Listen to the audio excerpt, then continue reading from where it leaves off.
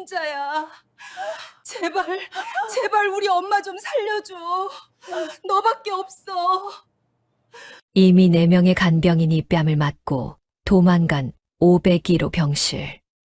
환자의 딸이 제 바짓가랑이라도 붙잡을 듯 애원했습니다.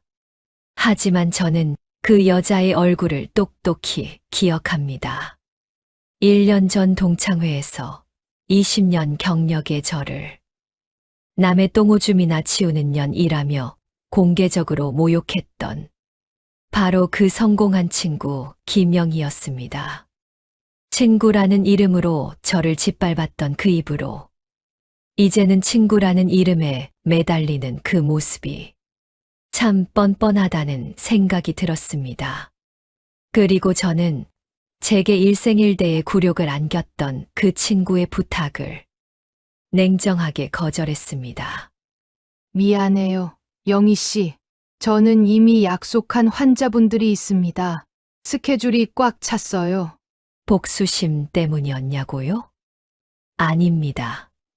그것은 20년간 단 하루도 어겨본 적 없는 제 원칙이었습니다. 환자와의 약속, 그리고 제 일에 대한 자부심 말입니다. 사람들은 제 일을 하찮다고 말할지 몰라도 저의 하루는 그 누구보다 치열하고 전문적입니다. 저는 올해 65, 20년 경력의 간병인입니다. 제 하루는 다른 간병인이 도망친 병실에 들어가는 것으로 시작됩니다.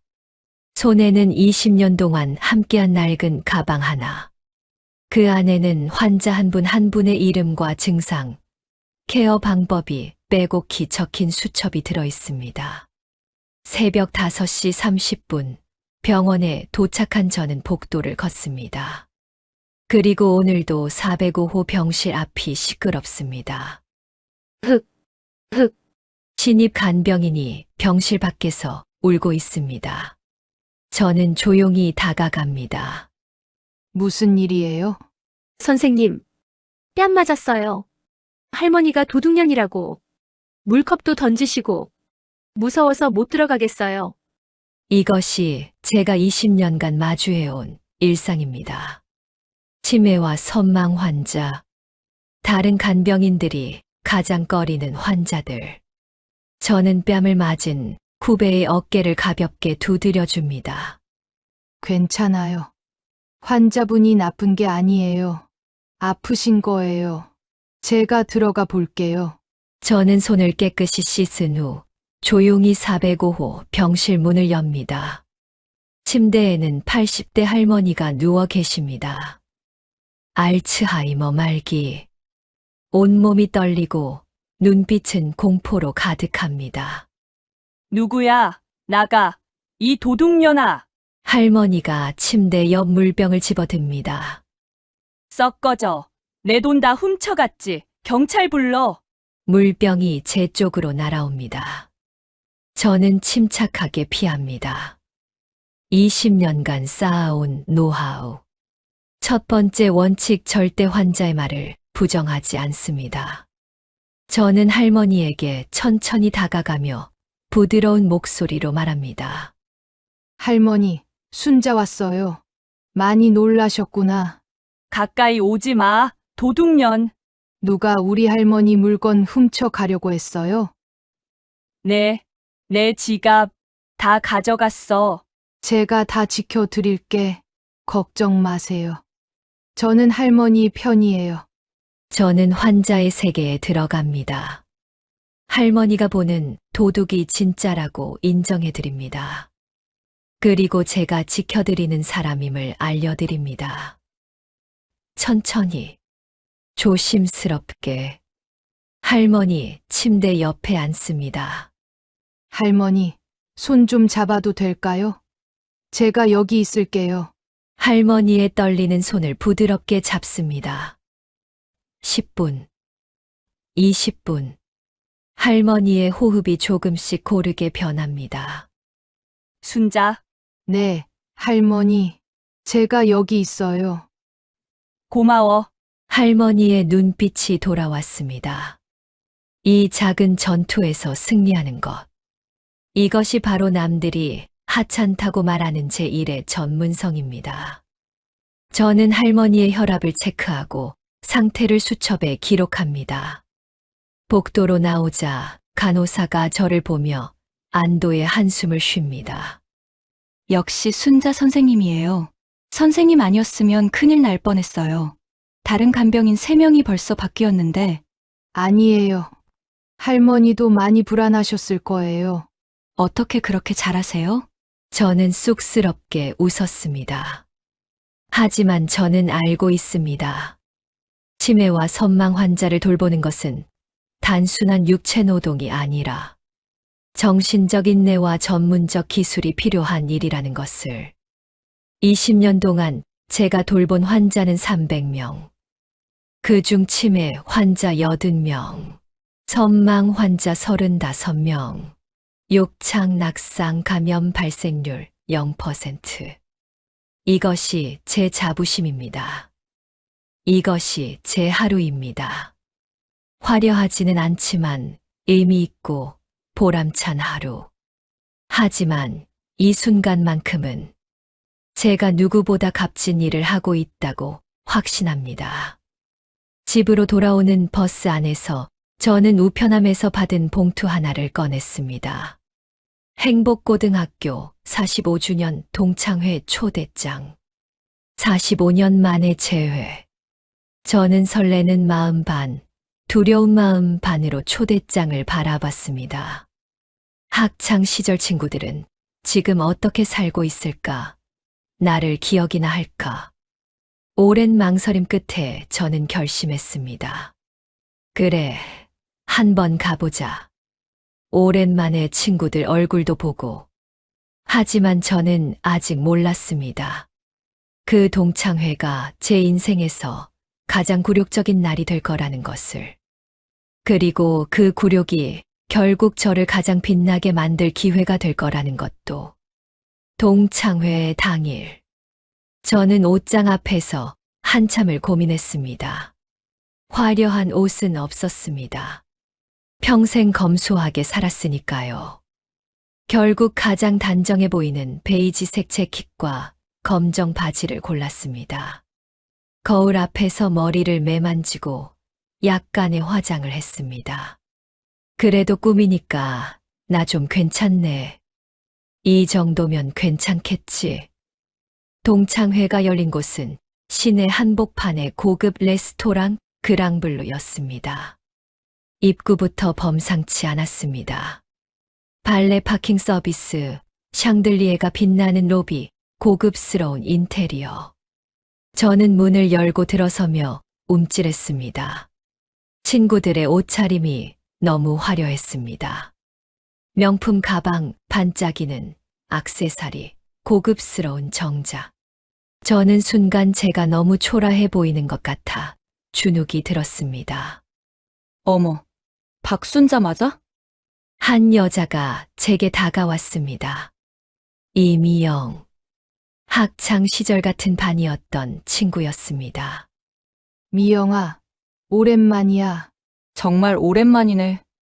세월 참 많이 흘렀다. 근데 순자야, 너 옷이. 아니다. 편한 옷 입고 왔구나. 그게 원래 내 스타일이지. 미영의 말투에는 은근한 무시가 섞여 있었습니다. 저는 어색하게 웃으며 자리에 앉았습니다. 테이블에는 이미 여러 명의 동창들이 앉아 있었습니다. 모두들 반갑게 인사를 나누었지만 저를 보는 시선은 어딘가 불편했습니다. 대화는 금세 각자의 자랑으로 흘러갔습니다. 나는 강남 대치동에 아파트 있어. 요즘 시세가 30억은 되더라고. 투자 정말 잘한 것 같아. 어머, 우리는 분당 판교에 있는데 거기도 25억 정도 해. 남편이 대기업 임원이라 회사 스톡옵션으로 산 거야. 우리 남편은 한남동에 사택 받았어. 회사에서 제공하는 거라 렌트비도 안 내. 저는 조용히 물만 마시며 듣고 있었습니다. 끼어들 틈이 없었습니다. 내 딸은 서울대 의대 나와서 지금 성형외과 전문의야. 강남에서 개업 준비 중인데 요즘 환자들이 벌써 예약하러 온대. 우리 아들은 사법시험 패스해서 대형 로펌에 있어. 연봉이 억대야. 처음엔 걱정했는데 잘 커져서 다행이야. 우리 큰애는 미국에서 MBA 하고 있어. 스탠포드야. 졸업하면 실리콘밸리 쪽 글로벌 기업 들어간대. 자녀 자랑이 한참 이어졌습니다. 저는 혼자 사는 몸이라 자녀도 없었습니다. 그저 듣기만 했습니다. 그때 한 여자가 화려하게 등장했습니다. 김명희. 학창 시절 반장이었고 공부도 잘했던 친구였습니다.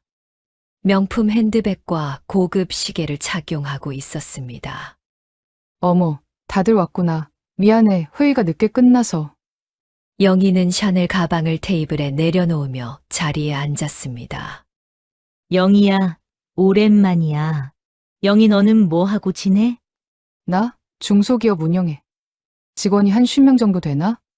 제조업이라 요즘 경기가 안 좋아서 힘들긴 한데, 그래도 연매출 100억은 넘기고 있어.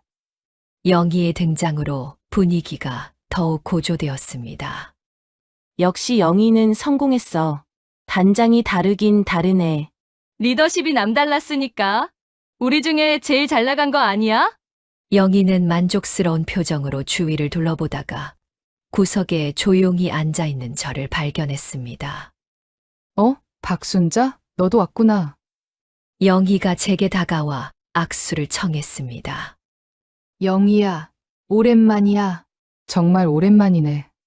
40년이 넘었네. 너는 뭐하고 지내? 결혼은 했고?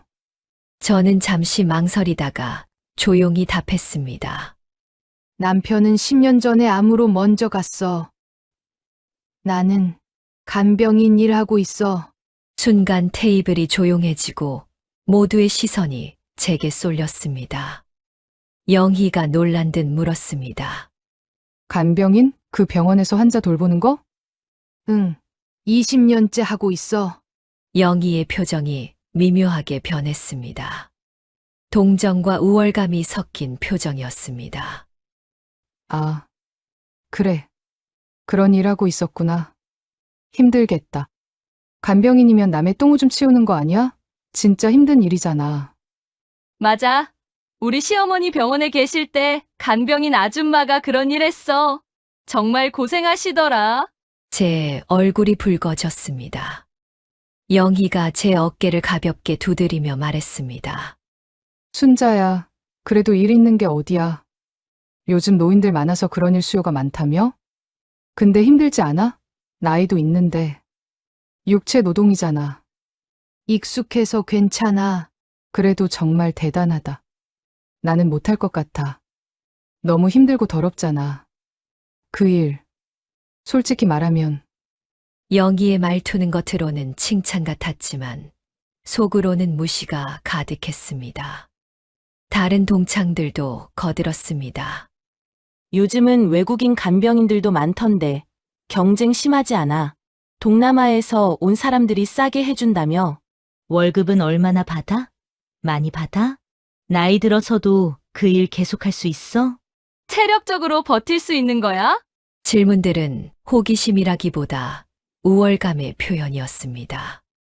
저는 참으며 답했습니다. 하루에 15만 원 정도 받아. 주 6일 꼬박 일해야 한 달에 380 정도 돼. 어머, 그것밖에 안 돼. 요즘 시대에 그 돈으로 어떻게 살아? 우리 집 파출부 아주머니도 하루에 10만 원 드리는데. 물론 순자 너는 그런 거 상관없이 행복하게 살면 되지만 영희가 메뉴판을 들며 말했습니다. 여기 음식 좀 비싸던데 내가 오늘 다 쏠게. 순자는 부담 갖지 마. 우리 친구잖아. 저는 그 말에 뭔가 가슴이 내려앉는 느낌을 받았습니다. 동정, 생색, 무시. 식사가 시작되었습니다. 프렌치 코스 요리가 하나씩 나왔습니다. 저는 어떻게 먹어야 할지 몰라 다른 사람들의 행동을 따라했습니다. 순자야, 포크는 바깥쪽부터 안쪽으로 쓰는 거야. 이런데 처음이지. 와인 좀 마셔봐. 프랑스산이야. 맛있어. 친구들의 말 한마디 한마디가 저를 초라하게 만들었습니다. 식사 중간 영희가 화제를 바꿨습니다. 있잖아. 우리 회사 청소 용역 업체 바꾸려고 하는데 혹시 순자 관심 있어? 간병보다는 청소가 덜 힘들잖아. 소개해 줄까? 저는 젓가락을 놓았습니다. 영희야, 나는 내 일이 좋아. 에이, 좋아서 하는 사람이 어딨어. 먹고 살려고 하는 거지. 솔직해져, 순자야. 우리 친구끼리 뭘 그렇게 자존심 세워? 영희의 말에 다른 동창들도 고개를 끄덕였습니다. 저는 더 이상 참을 수 없었습니다. 저는 조용히 자리에서 일어났습니다. 미안해. 나 먼저 갈게. 내일 새벽 근무가 있어서. 벌써? 조금만 더 있다 가지. 2차도 가려고 했는데. 아니야. 정말 가봐야 해. 환자분들이 기다리고 계셔. 저는 가방을 들고 레스토랑을 나왔습니다. 밖에 나오자 차가운 밤 공기가 얼굴을 스쳤습니다. 눈물이 핑 돌았습니다. 20년 동안 자부심을 가지고 해온 일이 하루아침에 남의 똥오줌이나 치우는 일로 전락한 기분이었습니다. 집으로 돌아오는 버스 안에서 저는 생각했습니다. 내가 잘못 살았나? 내 일이 그렇게 하찮은 걸까? 하지만 이내 고개를 저었습니다.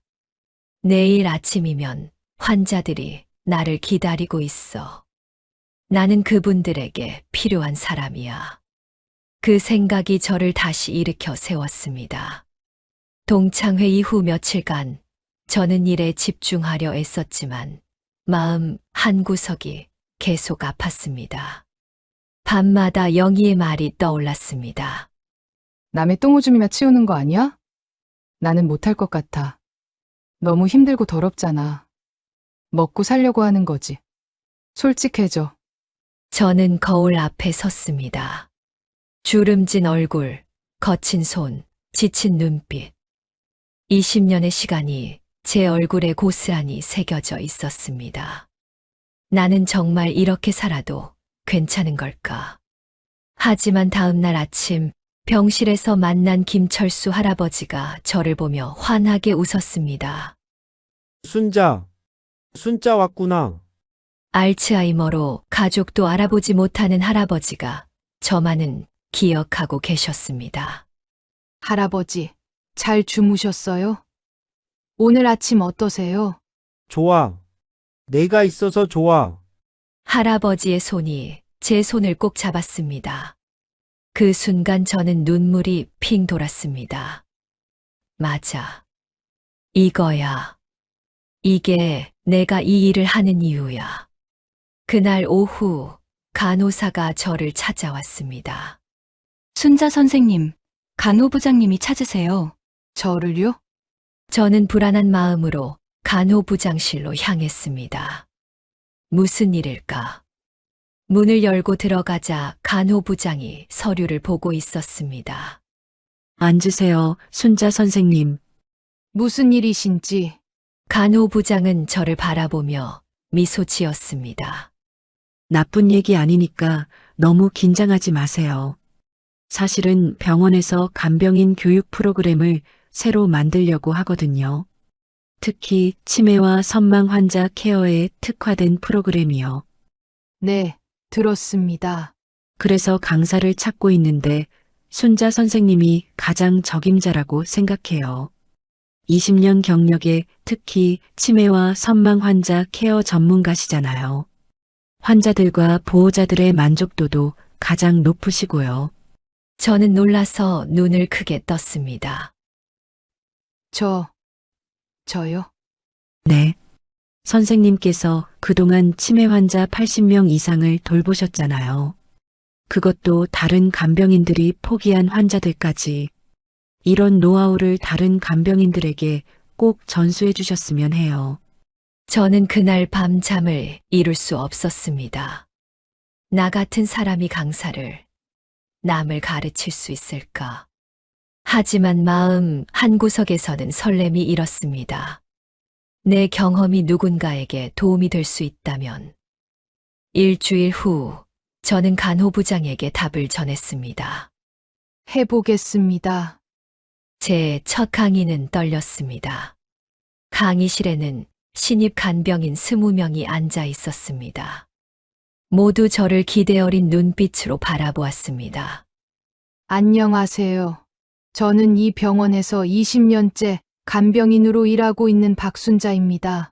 오늘은 치매와 선망 환자 케어에 대해 말씀드리려고 합니다. 저는 떨리는 손으로 PPT를 넘겼습니다. 하지만 환자 이야기를 시작하자 목소리에 힘이 실렸습니다. 치매 환자를 돌보는 것은 가장 어려운 일입니다. 왜냐하면 환자분들이 현실을 인지하지 못하고 때로는 공격적으로 변하기도 하니까요. 하지만 여러분, 기억하세요. 그분들은 아픈 겁니다. 나쁜 게 아니에요. 저는 20년간 쌓아온 노하우를 하나하나 풀어놓았습니다. 환자분이 소리를 지르시거나 물건을 던지실 때 절대 맞서지 마세요. 대신 부드럽게 다가가서 괜찮아요. 제가 여기 있어요라고 말씀하세요. 목소리 톤이 가장 중요합니다. 수강생들이 고개를 끄덕이며 열심히 메모했습니다. 선망 증세가 있는 환자분들은 특히 저녁 시간대에 증세가 심해집니다. 이걸 해걸음 증후군이라고 해요. 해가 지면 불안감이 커지거든요. 이때는 조명을 밝게 하고 환자분 곁에 있어 주세요. 혼자 두지 마세요. 저는 구체적인 사례들을 들려주었습니다. 제가 돌봤던 한 할머니는 매일 저녁 6시만 되면 집에 가야 해. 애들이 기다려. 라고 소리치셨어요. 아드님이 이미 60대인데도요. 제가 어떻게 했는지 아세요? 할머니, 아이들한테 전화했어요. 오늘은 할머니 여기서 주무시라고 하더라고요. 내일 데리러 온대요. 이렇게 말씀드렸더니 진정하셨어요. 중요한 건 환자분의 현실을 부정하지 않는 거예요. 할머니, 아이들 다 컸잖아요 라고 하면 안 돼요. 그럼 더 흥분하세요. 대신 환자분의 세계에 들어가서 안심시켜드리는 겁니다. 강의실이 조용해졌습니다. 모두가 제 말에 집중하고 있었습니다. 그리고 욕창 예방. 치매 환자분들은 스스로 움직이지 못하시는 경우가 많아요. 2시간마다 체위 변경은 필수입니다. 제가 20년간 돌본 환자 중 욕창 발생률이 0%인 이유가 바로 이겁니다. 강의가 끝난 후 질문이 쏟아졌습니다. 선생님, 환자분이 때리시면 어떻게 해요? 막지 마세요. 피하세요. 그리고 조용히 기다렸다가 진정되시면 다시 다가가세요. 환자분은 자기가 왜 그랬는지 기억도 못하세요.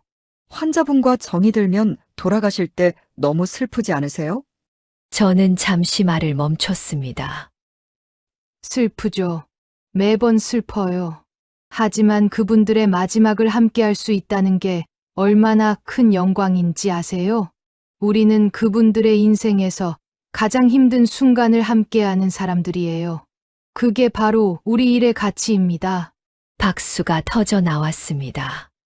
강의를 마치고 나오자 한 수강생이 제게 다가왔습니다. 선생님, 저 사실 이 일 시작하기 전에 많이 망설였어요. 주변에서 힘들다고 돈도 안 된다고 천한 일이라고 말렸거든요. 그런데 오늘 선생님 강의 듣고 확신이 생겼어요. 저도 선생님처럼 전문가가 되고 싶어요. 저는 그 말에 가슴이 뭉클했습니다. 그날 이후 제 강의는 입소문이 났습니다. 병원 내에서 저를 보는 시선이 완전히 달라졌습니다. 어느 날 병원장이 저를 불렀습니다. 순자 선생님, 병원에서 수석 간병인 제도를 도입하려고 합니다. 선생님께 이 직함을 드리고 싶은데요. 수석 간병인이요? 네. 신입 간병인들의 멘토 역할을 맡아주시고, 특히 치매와 선망 환자 케어를 총괄해 주시면 됩니다. 물론 급여도 30% 인상됩니다. 저는 눈물이 핑 돌았습니다. 20년 만에 처음으로 제 가치를 제대로 인정받는 기분이었습니다.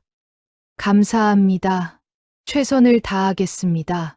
그날 저녁, 저는 혼자 소주 한 잔을 기울였습니다. 여보, 당신 보고 있어요? 나 잘하고 있는 거 맞죠? 내가 하는 일이 천한 일이 아니었죠? 창밖 하늘에서 별이 반짝였습니다. 수석 간병인이 된 지 3개월이 지났습니다. 저는 이제 병원에서 가장 신뢰받는 간병 전문가가 되어 있었습니다.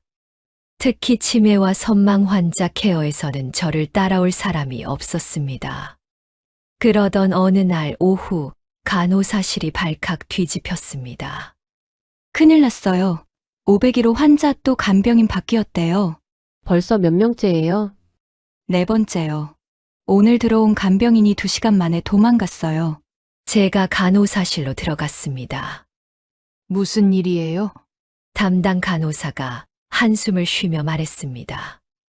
501호 환자분이요. 중풍으로 쓰러지셔서 중환자실에서 일반 병실로 옮겨오셨는데 선망 증세가 너무 심하세요. 어떤 증상인데요? 음식을 입에 넣어드리면 뱉어내시고 간병인을 꼬집고 때리시고 계속 소리를 지르세요. 도둑년, 내 돈 어디 갔어? 라고 욕설을 퍼부으시고 오늘 온 간병인은 뺨까지 맞았대요.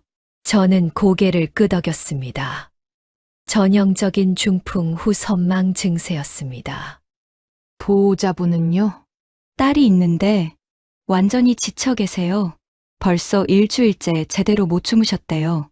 그때 담당 의사가 간호사실로 들어왔습니다. 순자 선생님, 여기 계셨군요. 501호 환자 때문에 선생님을 찾고 있었어요. 저를요? 네. 솔직히 말씀드리면 이 병원에서 저 환자분을 감당할 수 있는 분은 박순자 선생님밖에 없어요. 간호사가 거들었습니다. 맞아요. 벌써 간병인 4명이 바뀌었어요. 전문 간병인들도 하루를 못 버티고 나갔어요. 선망 증세가 너무 심해서. 의사가 진지한 표정으로 말했습니다. 순자 선생님의 치매 선망 환자 케어 능력은 이미 입증됐잖아요. 선생님이 아니시면 저 환자분은 결국 정신병동으로 옮겨야 할 수도 있어요. 저는 잠시 생각했습니다. 제가 한번 가보겠습니다. 저는 501호 병실로 향했습니다. 복도에서부터 소리가 들렸습니다. 싫어! 저리 꺼져! 도둑년들! 병실 문을 열자 침대에 누워 계신 할머니가 팔을 휘두르며 소리를 지르고 계셨습니다. 한쪽 몸은 마비되어 움직이지 못했지만 멀쩡한 쪽 팔로 주변 사람들을 때리려 하고 계셨습니다. 침대 옆에는 60대 중반으로 보이는 여성이 얼굴을 감싸고 울고 있었습니다. 그 여성이 고개를 들었습니다. 저는 그 순간 얼어붙었습니다. 김영희였습니다. 영희도 저를 보고 눈이 커졌습니다. 순자? 저희는 1년 전 동창회 이후 처음 마주쳤습니다. 영희의 얼굴은 완전히 망가져 있었습니다. 눈은 붉게 충혈되어 있었고 머리는 산발이었고 며칠 동안 제대로 씻지 못한 듯 초췌했습니다. 1년 전 그 당당하던 모습은 온데간데 없었습니다. 순자야. 영희는 저를 보자마자 눈물을 터뜨렸습니다. 우리 엄마가. 침대에서 할머니가 또 소리를 질렀습니다. 도둑년, 내 지갑 어디 갔어? 도둑질 하는 거야? 저는 침착하게 침대로 다가갔습니다. 할머니의 상태를 확인했습니다. 중풍으로 왼쪽 반신이 완전히 마비되어 있었고 침을 흘리고 계셨습니다. 눈빛은 공포와 분노로 가득했습니다. 할머니, 안녕하세요. 제가 부드러운 목소리로 말을 걸었습니다. 누구야? 너도 도둑이지? 썩 꺼져! 할머니가 팔을 휘둘렀지만 저는 침착하게 피했습니다. 영희가 뒤에서 말했습니다. 순자야. 우리 엄마가 중풍으로 쓰러지신 지 2주 됐어. 처음에는 괜찮았는데 점점 이상해지시더니 지금은 영희의 목소리가 떨렸습니다. 의사 선생님이 그러는데 중풍 후 선망이래. 간병인이 벌써 4명이나 바뀌었어. 아무도 우리 엄마를 못 돌봐. 오늘 온 간병인은 뺨을 맞고 나갔어. 저는 할머니를 바라보았습니다. 심각한 상태였습니다. 영희가 제 팔을 잡았습니다. 순자야. 의사 선생님이 그러는데 이 병원에서 우리 엄마를 돌볼 수 있는 사람은 너밖에 없대. 저는 영희를 바라보았습니다. 영희의 눈에서 눈물이 흘러내렸습니다. 제발. 순자야. 우리 엄마 좀 도와줘. 너밖에 없어. 저는 잠시 침묵했습니다. 1년 전 동창회에서 받은 모욕이 떠올랐습니다. 남의 똥오줌이나 치우는 거 아니야? 나는 못할 것 같아. 너무 힘들고 더럽잖아. 먹고 살려고 하는 거지. 그 말들이 아직도 귓가에 생생했습니다. 그리고 지금 그 영희가 제 앞에서 무릎 꿇듯 매달리고 있었습니다. 저는 천천히 입을 열었습니다. 영희 씨, 영희가 고개를 들었습니다. 저 지금 스케줄이 다 찼어요. 영희의 얼굴이 창백해졌습니다. 순자야. 저는 이미 다른 환자분들과 약속이 있어요. 3명의 환자분을 돌보고 있고 다음 주에는 또 다른 분이 예정되어 있어요. 순자야, 제발. 저는 고개를 저었습니다. 미안해요. 영희 씨. 저는 전문가예요. 이미 약속한 환자분들을 저버릴 수는 없어요. 영희의 눈이 커졌습니다. 순자야, 우리 친구잖아. 전문가는 약속을 지켜야 해요. 그게 제 원칙입니다. 순자야. 영희의 목소리가 떨렸습니다. 너 아니면 안 된다잖아. 의사 선생님도 간호사들도 다 그랬다고. 박순자 선생님 아니면 우리 엄마를 돌볼 수 있는 사람이 없다고. 저는 침착하게 답했습니다. 다른 간병인을 알아보세요. 이 병원 말고 다른 병원에도 좋은 간병인 분들 많아요. 저는 가방을 들고 병실을 나가려 했습니다. 영희가 제 앞을 막아섰습니다. 야, 박순자, 너 지금 나한테 복수하는 거야? 저는 영희를 똑바로 바라보았습니다. 복수요? 아니에요. 저는 그냥 제 원칙을 지키는 거예요. 1년 전 동창회 일 때문에 화났어? 그래서 이러는 거지. 영희 씨. 저는 차분하게 말했습니다. 1년 전에 당신은 제 일을 무시했어요. 저를 무시했고요. 그때 당신은 제가 얼마나 상처받았는지 알아요? 영희가 입을 다물었습니다. 하지만 저는 그것 때문에 복수하려는 게 아니에요. 저는 단지 전문가로서 제 원칙을 지키는 거예요. 저는 이미 다른 환자분들한테 약속했고 그 약속을 지켜야 해요. 저는 영희를 지나쳐 병실 문으로 향했습니다. 박순자, 영희가 소리쳤습니다. 너 이러면 내가 가만 안 있을 거야. 저는 돌아보지 않고 병실을 나갔습니다. 복도에 나온 저는 가슴이 답답했습니다. 하지만 저는 제 결정이 옳다고 믿었습니다. 뒤에 남겨진 영희는 무너져 내렸습니다. 침대에서 어머니가 계속 소리를 지르고 있었습니다. 도둑년, 경찰 불러. 영희는 어머니 침대 옆에 주저앉아 울었습니다. 그리고 분노가 치밀어 올랐습니다. 박순자, 내가 날 이렇게 만들어? 영희는 핸드폰을 꺼내 들었습니다. 손이 떨렸지만 번호를 눌렀습니다. 여보세요? 병원 고객센터죠. 민원 넣으려고 하는데요. 다음 날 아침 저는 평소처럼 병원에 출근했습니다. 하지만 분위기가 이상했습니다. 간호사들이 저를 보며 수군거리고 있었습니다. 순자 선생님, 간호부장님이 급하게 찾으세요. 지금 당장 오시래요. 혹시 무슨 일이에요?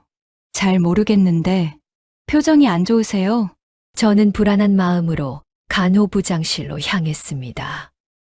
문을 열고 들어가자 간호부장의 표정이 심각했습니다. 그리고 옆에는 병원 원무과장도 앉아 있었습니다. 앉으세요, 순자 선생님. 무슨 일이신가요? 간호부장은 컴퓨터 화면을 돌려 제게 보여주었습니다. 병원 고객센터에 접수된 민원 내역이었습니다. 민원 제목 박순자 간병인의 직업윤리 위반 및 환자차별 행위.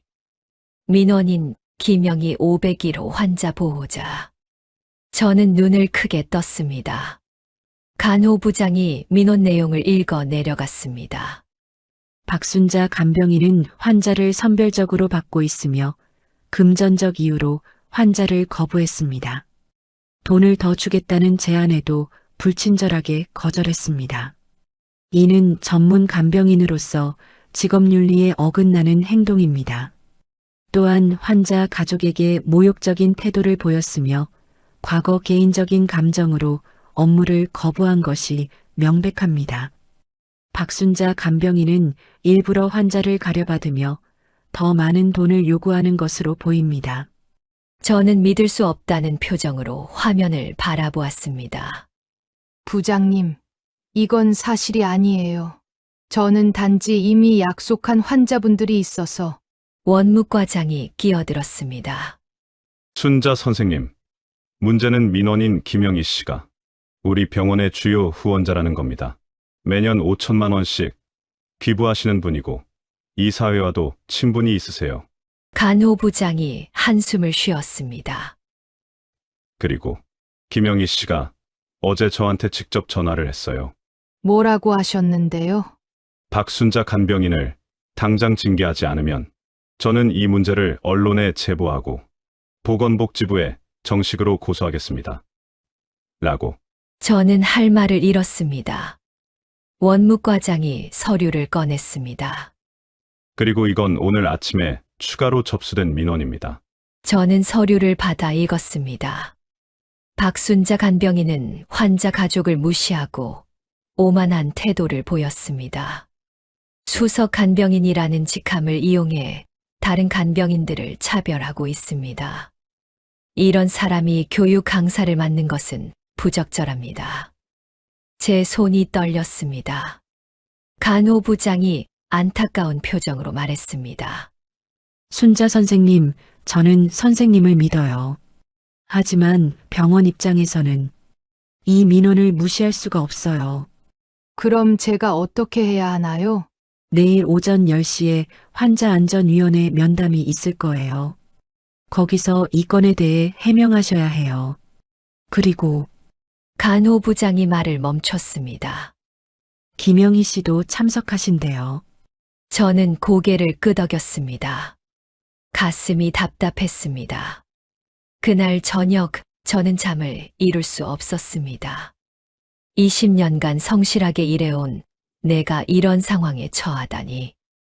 내가 뭘 잘못했을까? 원칙을 지킨 게 잘못인가? 다음 날 아침 10시 저는 회의실 앞에 섰습니다. 손이 떨렸습니다. 심호흡을 하고 문을 열었습니다. 긴 테이블 앞에 4명이 앉아 있었습니다. 병원 의사, 원무과장, 의무기록팀장, 그리고 김영희가 앉아 있었습니다. 하지만 1년 전의 당당한 모습이 아니었습니다. 머리는 산발이었고, 눈은 충혈되어 있었고, 얼굴은 핏기가 없었습니다. 하지만 눈빛만은 날카로웠습니다. 분노와 절망이 섞인 눈빛이었습니다. 병원 의사가 입을 열었습니다. 박순자 선생님, 앉으세요. 오늘 이 자리는 김영희 보호자님께서 제기하신 민원에 대해 사실관계를 확인하기 위한 자리입니다. 저는 의자에 앉았습니다. 의사가 서류를 넘기며 물었습니다. 박순자 선생님, 501호 환자에 대한 간병 요청을 거부하신 게 맞습니까? 네, 맞습니다. 이유가 무엇입니까? 저는 이미 다른 환자분 3분과 스케줄이 잡혀 있었습니다. 전문 간병인으로서 약속을 지켜야 한다고 생각했습니다. 영희가 테이블을 탁 쳤습니다. 거짓말하지 마.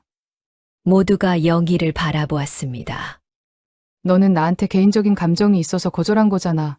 1년 전 동창회 때 내가 한 말 때문에. 저는 침착하게 답했습니다. 저는 개인적인 감정으로 일하지 않습니다. 개인 감정 아니면 뭐야. 의사 선생님도 간호사들도 다 너밖에 없다고 했어. 우리 엄마를 돌볼 수 있는 사람은 순자 너밖에 없다고. 그런데 너는 스케줄이 찼다고? 그게 말이 돼? 영희의 목소리가 점점 커졌습니다. 너는 일부러 환자를 가려서 봤잖아. 쉬운 환자만 받고 어려운 환자는 거절하고. 그게 전문가야? 저는 참고 있었습니다. 그리고 돈 내가 2배로 주겠다고 했잖아. 그런데도 거절했어. 이게 정상이야? 병원 의사가 끼어들었습니다. 김영희 씨, 진정하시고. 진정하라고요? 우리 엄마가 지금 죽어가고 있는데 어떻게 진정해요? 영희가 일어서서 저를 가리켰습니다. 이 사람은 원래 이런 사람이에요. 학창 시절부터 자기밖에 몰랐어요. 남을 배려할 줄 모르는 이기적인 사람이라고요. 저는 고개를 들어 영희를 바라보았습니다. 영희 씨. 왜? 1년 전 동창회 때 당신이 뭐라고 했는지 기억하세요? 영희의 얼굴이 굳어졌습니다. 남의 똥오줌이나 치우는 거 아니야? 라고 했죠. 나는 못할 것 같아. 너무 힘들고 더럽잖아.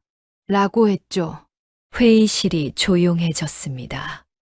그때 당신은 제 인생을 무시했어요. 그런데 지금 본인 어머니가 아프니까 저를 찾는 거예요. 그건. 저는 복수하려는 게 아니에요.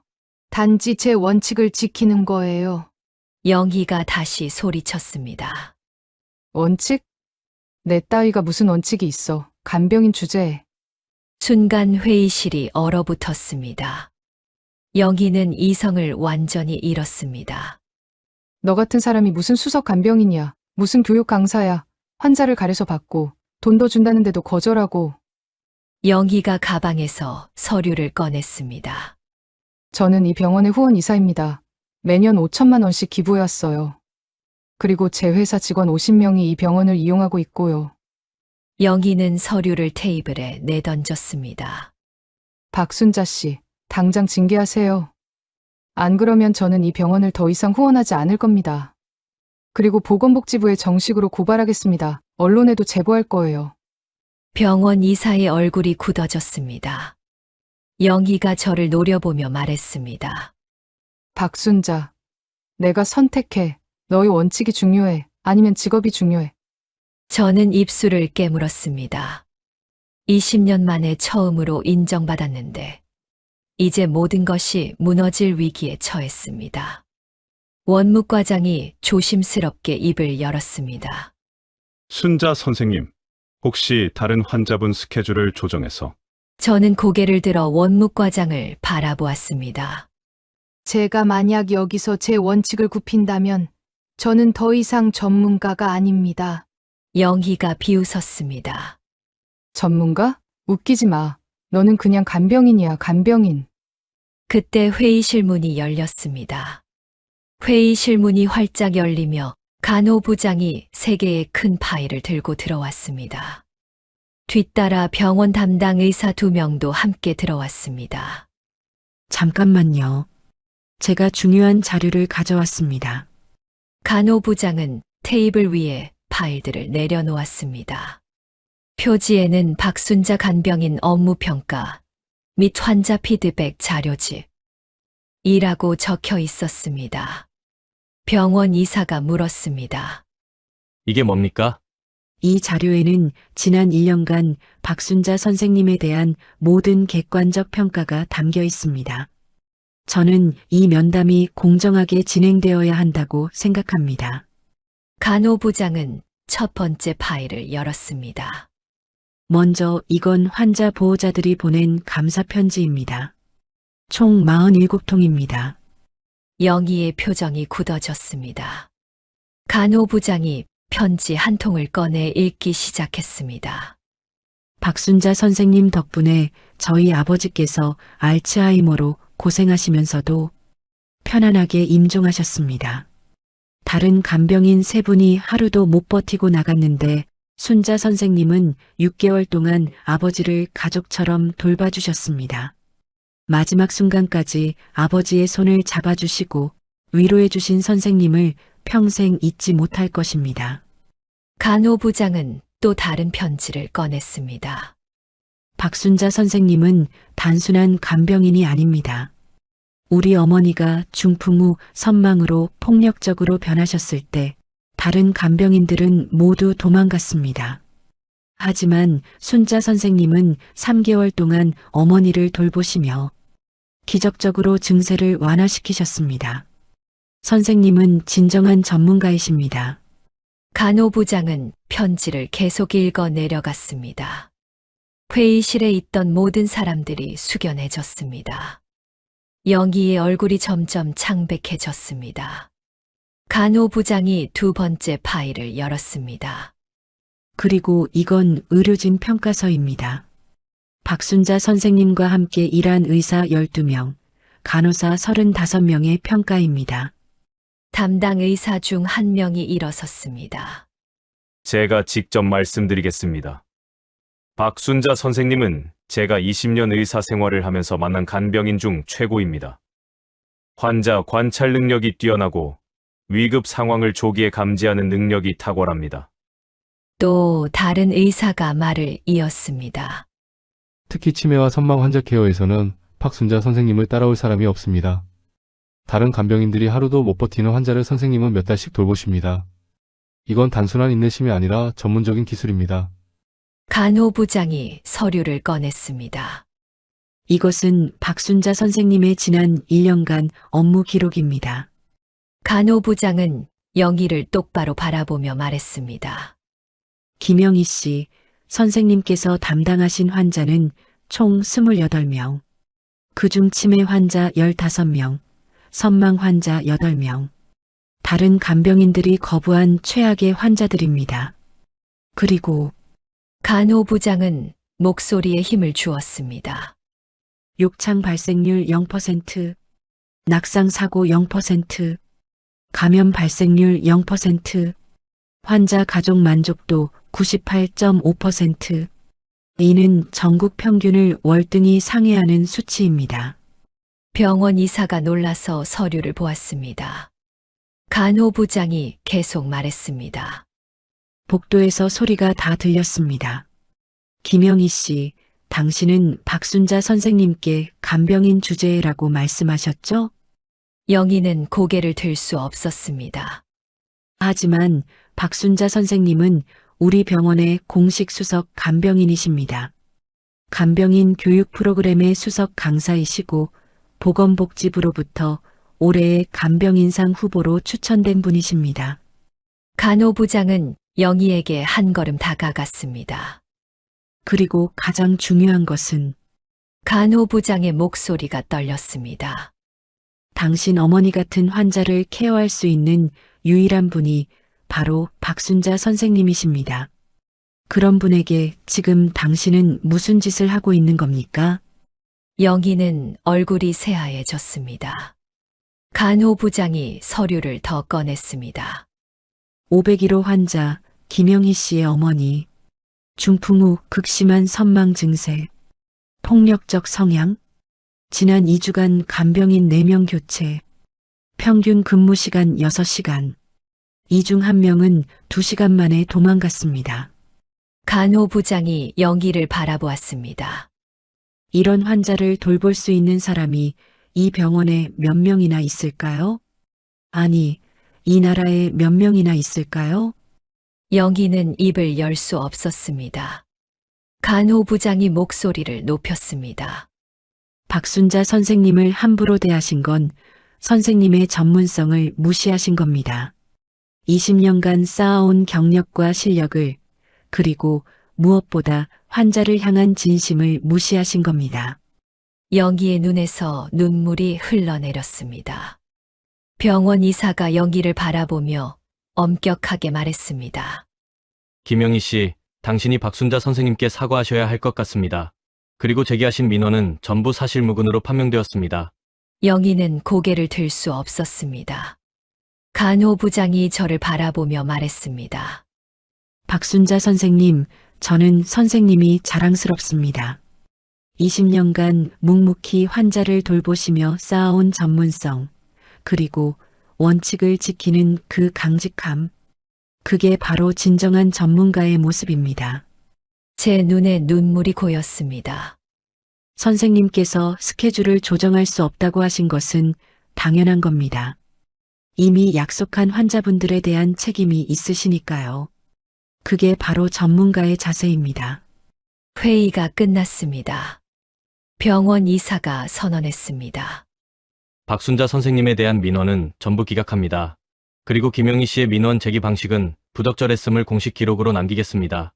영희는 의자에 그대로 주저앉아 있었습니다. 모두가 회의실을 나갔습니다. 저도 일어서서 나가려 했습니다. 순자야, 영희의 떨리는 목소리가 들렸습니다. 저는 멈춰 섰습니다. 미안해. 정말, 정말 미안해. 영희는 의자에 앉은 채 얼굴을 감싸고 울었습니다. 1년 전에도, 그리고 오늘도 나는 너를 너무 무시했어. 나는 정말 최악이야. 저는 영희를 바라보았습니다. 분노도 복수심도 없었습니다. 그저 안타까운 마음뿐이었습니다. 저는 회의실을 나와 복도를 걸었습니다. 그리고 잠시 멈춰 섰습니다. 501호 병실 앞이었습니다. 안에서 할머니의 울부짖는 소리가 들렸습니다. 도둑년, 도둑, 경찰 불러. 저는 긴 한숨을 쉬었습니다. 그리고 다시 회의실로 돌아갔습니다. 영희는 여전히 그 자리에 앉아 울고 있었습니다. 영희 씨, 영희가 고개를 들었습니다. 눈물 범벅이 된 얼굴이었습니다. 저는 영희 옆에 앉았습니다. 어머니 상태 제가 확인했어요. 응? 극심한 선망 증세예요. 전문적인 케어가 필요해요. 제대로 돌보지 않으면 더 악화될 수 있어요. 영희가 고개를 끄덕였습니다. 저는 잠시 침묵하다가 입을 열었습니다. 제가 맡겠습니다. 영희는 믿을 수 없다는 표정으로 저를 바라보았습니다. 정말, 정말이야? 환자가 무슨 죄가 있겠어요? 어머니는 아프신 거예요. 제가 전문가로서 돕는 게 맞죠? 그 말을 남기고 나가려 하자 영희가 저를 잡았습니다. 고마워. 정말, 정말 고마워. 저는 영희의 손을 가만히 잡아주었습니다. 대신 조건이 있어요. 영희가 눈물을 닦으며 고개를 들었습니다. 뭐든지 할게. 저는 영희의 눈을 똑바로 바라보며 말했습니다. 첫째, 저는 전문가입니다. 제 방식대로 간병할 겁니다. 가족이라도 절대 간섭하지 마세요. 응, 알겠어. 둘째, 어머니를 정말 사랑한다면 매일 병문안 오세요. 환자에게는 가족이 최고의 치료제거든요. 응, 매일 올게. 셋째, 제 목소리가 조금 떨렸습니다. 다시는 누구의 직업도 무시하지 마세요. 모든 일에는 존엄성이 있고 모든 사람은 존중받을 자격이 있어요. 영희는 고개를 깊이 숙였습니다. 미안해. 정말 미안해. 저는 돌아섰습니다. 그럼 오늘부터 시작하죠. 어머니께 가볼게요. 저는 501호 병실로 향했습니다. 그리고 병실 문을 열고 들어갔습니다. 침대에 누워 계신 할머니가 공포에 질린 눈으로 저를 바라보았습니다.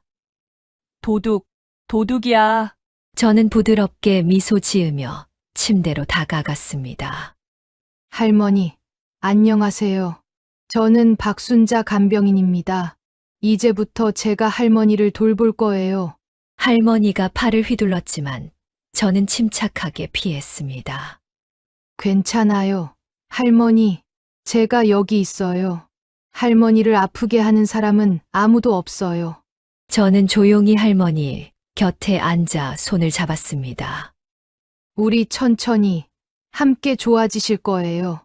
할머니의 눈에서 눈물 한 방울이 흘러내렸습니다. 그리고 조금씩, 아주 조금씩 손에 힘이 빠졌습니다. 저는 조용히 할머니의 눈물을 닦아드리며 생각했습니다. 이것이 바로 내가 이 일을 하는 이유야. 복도에서 영희가 병실문을 통해 그 모습을 바라보았습니다. 어머니가 처음으로 조용해지는 모습을, 제 손을 잡고 진정하는 모습을. 영희는 무릎을 꿇고 목 놓아 울었습니다. 후회와 감사의 눈물이었습니다. 밖에서는 석양이 지고 있었습니다. 제 긴 하루가 끝나가고 있었습니다. 하지만 제 진짜 일은 이제 막 시작되었습니다. 병실 창문으로 들어오는 노을빛이 저와 할머니를 비췄습니다. 그 빛 속에서 저는 조용히 할머니에게 자장가를 불러주기 시작했습니다. 20년 전 남편을 간병하던 그때처럼 20년 동안 300명의 환자를 돌보며 불렀던 그 자장가처럼. 자장 우리 할머니 잘도 잔다. 할머니의 숨소리가 조금씩 고르게 변했습니다. 그리고 처음으로 할머니가 미소를 지었습니다. 오늘 사연 어떠셨나요? 어쩌면 우리는 모두 마음속에 김영희와 박순자를 함께 가지고 있는지도 모릅니다. 내 직업이나 재산으로 남과 나를 비교하며 스스로를 으쓱거리게 만드는 김영희의 마음. 그리고 남들이 알아주지 않아도 묵묵히 내 자리를 지키며 누군가에게 힘이 되어주는 박순자의 마음 말입니다. 오늘 사연의 김영희는 사장이라는 이름표로 간병인이라는 이름표를 함부로 짓밟았습니다. 하지만 그녀는 몰랐습니다. 직업의 이름은 다를지라도 그 일을 하는 사람의 가치는 모두 똑같이 소중하다는 것을. 순자 선생님이 병원위원회에서 증명해낸 것은 내 전문성이 너보다 뛰어나다는 것이 아니었습니다. 남의 똥오줌을 치우는 일이든 회사를 운영하는 일이든 모든 일은 존중받아야 하며 그 일을 하는 모든 사람은 그 자체로 귀하다는 가장 단순하고도 위대한 진실이었습니다. 여러분이 오늘 하루 어떤 이름표를 달고 어떤 일을 하셨든 여러분은 그 자체로 이미 소중하고 존중받을 자격이 충분한 위대한 사람입니다. 여러분의 소중한 이야기에 귀 기울이는 인생의 후반전이었습니다. 구독과 좋아요는 제게 큰 힘이 됩니다.